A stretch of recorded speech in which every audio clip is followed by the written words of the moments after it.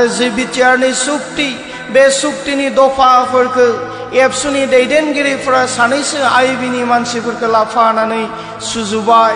आलादा रायजो बर'लेण्डनि गाहायाव बिथांमोनानो सारेन्डार खालामग्रोनानै होबाय। हेलो मानगोनां रायजो राजा आरो लोगो नोंथांमोन, दिनै एनडिबिनि गायसनगिरि डिआर नाब्ला रन्जन दैमारि सारा जोबथे साननिफ्राय साननैसोनि आलासि महरै दिनै गावनि न'आव दङ, नङा होनब्ला रायजोफोर? दा रन्जन दैमारि सारा दिनै गावनि जिउनि जारिमिन फोरमायदों जे बिटिआर गोरोबथानि उनावबो दिनै मानो रन्जन दैमारि सारा उदां जायासै आरो उदां जायैनि दायनिगिरिया सोर बिनि बिसय गुवारै जोंनो रन्जन दैमारि सारनि जारिमिनखौ दिनैहाय जोंनो बिजिरनानै होदों एनडिबिनि माखासे दैदेनगिरिफ्रा। अब्ला रायजोफोर नोंथांमोना फारसेनिफ्राय जोबजासे नायलांबानो जाबाय जे रन्जन दैमारि सारखौहाय बिटिआर गोरोबथानि उनावबो उदां खालामनो हायैया सोरनि गोरोन्थि बेखौ नोंथांमोना बुजिनो मोनगोन। अब्ला रायजोफोर नोंथांमोना नायलांबानो जाबाय जोंहा रन्जन दैमारि सारनि हिस्टरि बा बिथांनि जारिमिनखौ खोनासंलांदो। जोङै बुंनो थाङोब्ला दुलाराय बर' फरायसा आफादा गावसोरखौ थालांजानो गिबाय।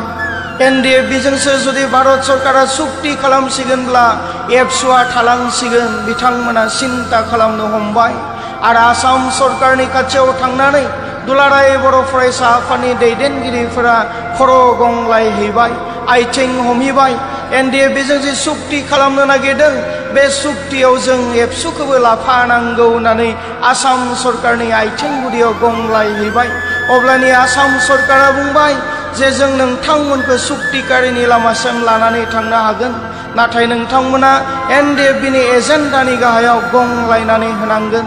आरो बेबायदि आसाम सरकारजों साइलेन्ट एग्रिमेन्ट खालामबाय आरो आसाम सरकारा भारत सरकारखौ नारसिनबाय। एनडिएफबिजों जे सुक्ति खालामनो नागिरदों बे सुक्तियाव एबसुखौबो लाफानांगौ होननानै आसाम सरकारा भारत सरकारखौ नारसिनबाय आरो अब्लानियासो भारत सरकारा एबसुखौबो सावरायनो थाखाय दिल्लीयाव लिंहरबाय। जेब्ला बिथांमोना दिल्लीयाव सावरायनो थांबाय खनसे सावरायनायावनो गंग्लायग्रोनानै होबाय, सारेन्डार खालामग्रोनानै होबाय। जाय बेक्तिया बुंदोंमोन आरो आं दिनै एबसुनि आफादगिरि हिसाबै जुदि सोरबा सानदोंबा बिथांमोननि राजखान्थि गादिखौ सेनो नागिरदों, बिथांमोना बुंनो नागिरो, पलिटिक्स खालामनो नागिरदों, आं दिनैबो रौतानिफ्राय गेवलां फोथारनिफ्राय अपेनलि बुंगोन कुनु दिन बिथांमोननि गादिखौ सेनो थाखाय जों सोमावसाराखै। आरो आं हारसिंनि खोथा सानो बुङोब्ला आं कुनु दिन एमएलए एमपि बिटिसिनि चिफ इएमजिएम मेम्बार जानो थाखाय आं सोमावसाराखै। जेब्लासिम बड'लेण्ड मोना अब्लासिम सोमावसारबाय थागोन। बर'फोरखौ जेब्लासिम थगायनो नागिरो गावनिनो जाथों मालायनिनो जाथों बै समाव राजा लामायाव ओंखारगोन। कुनु दिन जेबो बिथांमोननि बायदि थगायनाय नङा।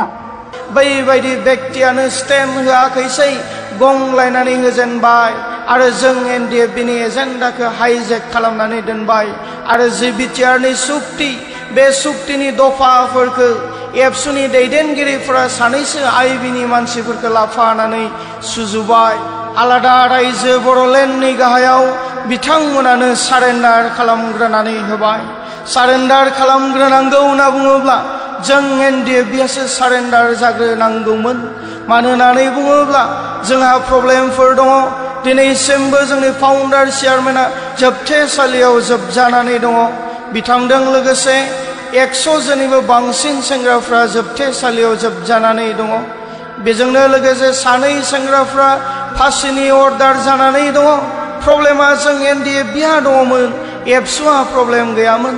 बेराफारसेथिं प्रमद बर'आ गावनि पार्सनेल जेबो केस गैयामोन, अब्ला गंग्लायग्रोनांगौनि खुनु प्रयोजन गैयामोन।